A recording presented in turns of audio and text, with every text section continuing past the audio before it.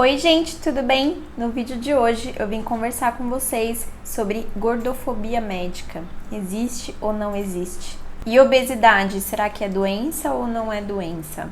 Eu comecei essa discussão no meu Instagram essa semana por conta da Alexandra, lá do Alexandrismos, que é uma youtuber que eu gosto bastante, admiro bastante o trabalho dela, inclusive já conheci pessoalmente. E ela fez uma sketch essa semana falando sobre gordofobia médica, sobre pacientes obesos que são vítimas de preconceito por parte dos profissionais médicos. E esse vídeo me deixou um pouquinho incomodada, daí eu comecei essa discussão lá no Instagram e acabei trazendo pra cá, porque eu percebi que eu não consegui abordar tudo que eu queria abordar no vídeo que eu gravei lá no IGTV no meu Instagram. Dá pra se falar muita coisa sobre esse assunto, dá pra se falar sobre realmente a questão da obesidade, dá pra se falar sobre a formação dos médicos, como nós somos bombardeados durante toda a faculdade. Enfim, vários assuntos que a gente vai explorar um pouquinho mais detalhadamente nesse vídeo. Para começo de conversa, eu não estou aqui para julgar a opinião dos pacientes obesos. Lógico que esse não é meu lugar de fala, porque eu não sou uma paciente obesa, não sei dizer como é se sentir nesse posicionamento, como é sentir gordofobia de fato.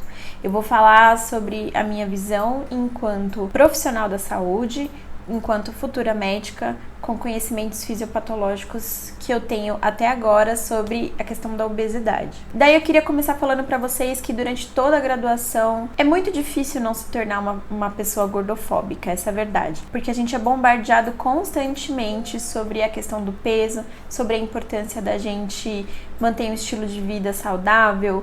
A gente ouve muita reclamação de médicos sobre pacientes obesos, que é difícil operar, que tem muita gordura, de que não é fácil fazer tal exame porque a paciente é muito obesa, enfim. Nos bastidores, isso realmente acontece com uma certa frequência. Além disso, a gente estuda muito a questão da obesidade e os impactos que isso tem na qualidade de vida dos pacientes. Então, pra gente, realmente é muito claro que obesidade é sim uma doença. Embora a maioria dos pacientes obesos não sintam que estão doentes agora. Se você já passou por alguma situação que você entendeu como gordofobia, comenta aqui embaixo o que você viveu, comenta o que você achou, o que você acha sobre o assunto. Acho importante a gente trocar mais informação, que a gente possa debater mais esse assunto. Então, já comenta aqui embaixo o que você pensa sobre tudo isso. Eu tenho como hábito seguir outras influenciadoras que não têm corpo padrão, porque eu gosto de adaptar o meu olhar a ver outros corpos e ver beleza em outros corpos. Mas tem muitas influenciadoras que hoje em dia falam muito sobre a questão da obesidade, como se ela tivesse completamente desvinculada da questão da saúde, né? E se coloca nessa posição de, eu sou gorda, mas eu sou saudável, eu sou obesa, mas eu sou saudável. Isso pode até ser verdade em partes, né? Porque a pessoa pode ser saudável hoje, mas todas as evidências científicas estão aí e você pode comprovar facilmente entrando no site do Ministério da Saúde ou pesquisando artigos científicos sobre os impactos clínicos da obesidade ao longo da vida. Então, por mais que a pessoa não sinta os efeitos disso hoje, além da sobrecarga do peso, existem os riscos futuros que essa pessoa vai viver. E aí eu posso citar para vocês, porque eu acho muito importante a gente orientar os pacientes quanto ao risco mesmo da questão da obesidade. Quando a pessoa engorda bastante, não é só o corpo dela que engorda, né? Os órgãos engordam. Então você vai ter depósito de gordura no fígado, que é uma condição clínica chamada esteatose hepática, que é pré-requisito para o desenvolvimento da cirrose não alcoólica, que pode desencadear câncer no fígado. A obesidade pode causar altos índices de hipertensão, doenças cardiovasculares, acúmulo de gordura nas artérias. Isso deixa a pessoa muito mais suscetível a embolismo, que é quando uma placa dessa gordura se desprende das artérias e vai fazer embolismo pulmonar, ou AVC, ou infarto, sem contar na diabetes. A pessoa, quando tem altas cargas de glicose no sangue, que é o açúcar no sangue, está muito mais propenso a desenvolver resistência insulínica, que é a famosa pré-diabetes. Como tem muito açúcar circulando, você precisa de mais insulina, que é o hormônio que regula a glicose, para fazer a glicose entrar dentro da célula e aí participar do metabolismo energético das células. Com essa insulina muito alta, você começa a ter uma resistência à insulina, você absorve essa glicose em excesso, estoca no formato de gordura, o seu pâncreas se sobrecarrega, então você pode ter pancreatite. E a diabetes, por mais que pareça uma doença inofensiva, ela não tem nada de inofensiva. Lá no ambulatório a gente atende muitos pacientes que são literalmente sequelados pela diabetes, porque a longo prazo é uma doença que causa falência renal, então o paciente faz hemodiálise por conta da diabetes, pode causar cegueira porque destrói a vasculatura do olho, pode causar amputação de membros, dedos, mãos, pés, porque o paciente perde a sensibilidade, tudo por conta da resistência da insulina. Então, assim, uma série de consequências que são muito drásticas para o paciente. Só que o paciente não sente nada disso hoje, então ele acha que ele está completamente saudável, mas os impactos só serão sentidos de fato daqui 10, 15, 20 anos. Quando aí já pode ser tarde demais, e aí a gente tem que gastar muito mais dinheiro público, dinheiro em remédio, com coisas que podem, na verdade, nem curar mais o paciente. É uma série de desdobramentos causados por estilo de vida. Não vou nem chamar como obesidade, mas vou chamar como estilo de vida, porque não está vinculado só à questão do corpo gordo, está relacionado a hábitos, né, estilo de vida, vinculado à alimentação, sedentarismo, falta de exercício físico, enfim. Se você gosta dos vídeos que eu faço aqui no canal, não esquece já de clicar em gostei aqui embaixo, bem rápido, bem facinho, clica aqui em gostei que me ajuda bastante, tá bom? Daí eu vou pegar um conceito meu lá da psicologia, que eu aprendi quando eu tava na faculdade, que sempre deixou isso muito claro pra mim também. A nossa sociedade evoluiu muito rápido, né, nos últimos milênios, digamos assim. O nosso corpo não desenvolveu tão rápido assim. Então, o nosso corpo fisiológico, ele responde como responderiam os nossos ancestrais, lá da época das cavernas.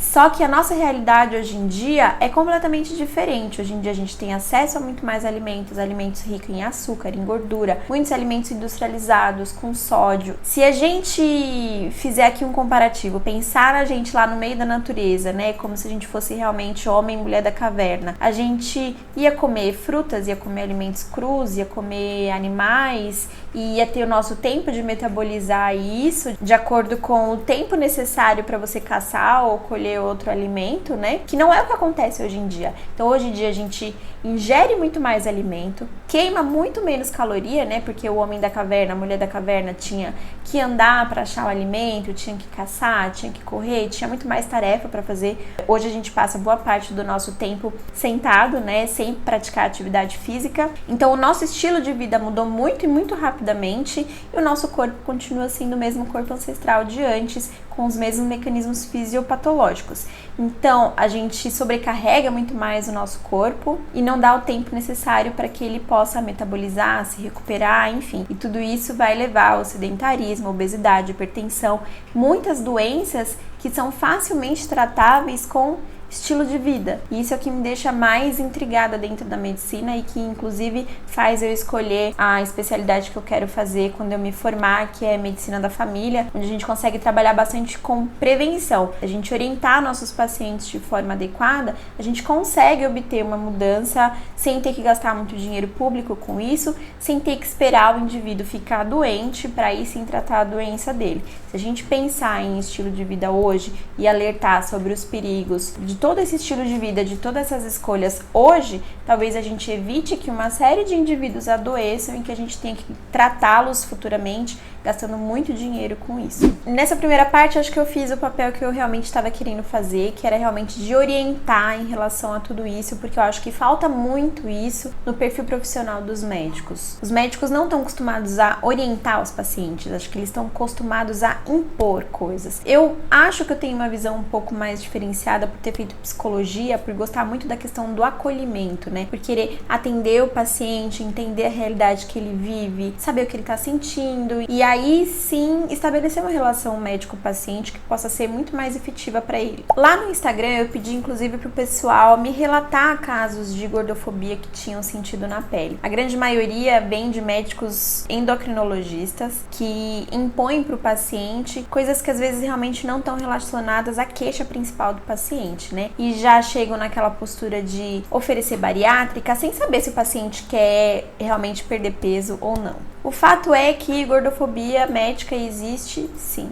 Existe quando o profissional realmente não escuta o paciente, não ouve qual que é a queixa do paciente de fato e só impõe para o paciente o que ele acha que é melhor para o paciente. Se o médico acha que é melhor o paciente emagrecer e ele impuser isso para o paciente, sem escutar outras queixas, outras demandas, vai ser gordofobia médica sim. Então esses relatos são muito verdadeiros. Eu sinto muito por todas as pessoas que passaram por isso, porque não deve realmente ser fácil ser vítima de tantos estigmas dentro da sociedade. Eu, como já fui uma paciente oncológica, desfilei minha careca por aí, então eu consigo sentir um pouco a questão do estigma, né? De você ser visto como uma aberração, como uma anomalia, digamos assim, dentro da nossa sociedade, que não aceita tão bem a nossa diversidade de indivíduos, de existência, né? Acho que o grande problema está justamente nisso, você não conseguir escutar, né, seu paciente, não conseguir escutar o outro indivíduo que está ali, não conseguir acolher. Agora, eu também acredito que existem muitos profissionais que são bem intencionados, que orientam de fato os pacientes, que podem mostrar sim que aquela queixa está relacionada com questões da obesidade, sem querer impor emagrecimento para a pessoa, né? O fato é que dentro desse cenário da gordofobia médica, é como se a obesidade fosse vista como um órgão doente, como muitos médicos fazem por aí quando falar que o fígado está doente, o rim está doente e não a pessoa está doente, né? Então a gente não pode desconsiderar que os pacientes gordos e obesos são indivíduos dotados de vários sentimentos e várias emoções e várias sensações, que não vai adiantar nada querer tratar uma obesidade, um sobrepeso, se o paciente estiver emocionalmente doente. Isso é muito claro na minha cabeça, então eu não posso nunca, em hipótese alguma, impor nada para os meus pacientes. Eu não posso impor que ele emagreça e falar, você tem que emagrecer, você tem que fazer isso, você tem que se alimentar, você não tem que nada. Você primeiro precisa entender coisas que são de conhecimento do profissional da saúde, né, que o paciente leigo tá ali realmente não vai saber, e a partir dessa troca de informações que o paciente vai poder escolher de fato o que é melhor para ele. Se a pessoa que é gorda, que é obesa, se sente feliz assim, é emocionalmente saudável assim, então eu acho que é uma escolha, né, manter esse estilo de vida que a faça feliz, e nisso a gente não pode julgar, eu não vou julgar e eu espero que vocês também não julguem absolutamente nenhuma escolha que façam as pessoas felizes. Esse vídeo aqui é mais para conversar com vocês também, que são futuros médicos que me acompanham por aqui, para vocês já começarem a pensar também como que vocês vão querer desenhar esse perfil profissional que vocês têm, né? Se vocês vão ser esse perfil que mais julga ou que mais acolhe, e tentar entender que cada pessoa é uma pessoa, é fruto de uma existência, de uma realidade, e a gente não tá aqui para julgar ninguém, a gente tá aqui só para dar o nosso melhor e trocar nossas relações e evoluir nessa vida para realmente sermos pessoas melhores. Esse assunto calhou de sair justamente nessa semana, quando eu tava de fato querendo mudar de estilo de vida, andei muito parada há uns tempos atrás. Eu criei um grupo lá no Telegram, junto com a Tats, que é minha amiga lá do Instagram Bujolizando, chama Study Fit Club, que era pra gente se incentivar a praticar hábitos mais saudáveis, né? Então a gente tá falando bastante sobre atividade física, sobre alimentação, mas sem cobrança, sem pressão estética, um ambiente livre e seguro pra gente se amar mais, se entender mais, se respeitar mais, entender que o nosso corpo é nosso templo. Então tá sendo bem legal. Vou deixar o link aqui embaixo caso você queira participar também. E é isso, espero que vocês tenham gostado desse vídeo. Se você gostou, não esquece de clicar em gostei aqui embaixo para me ajudar na divulgação do canal. Se inscreve para não perder as notificações e a gente se vê no próximo vídeo ou lá no Instagram. Um beijo. Tchau!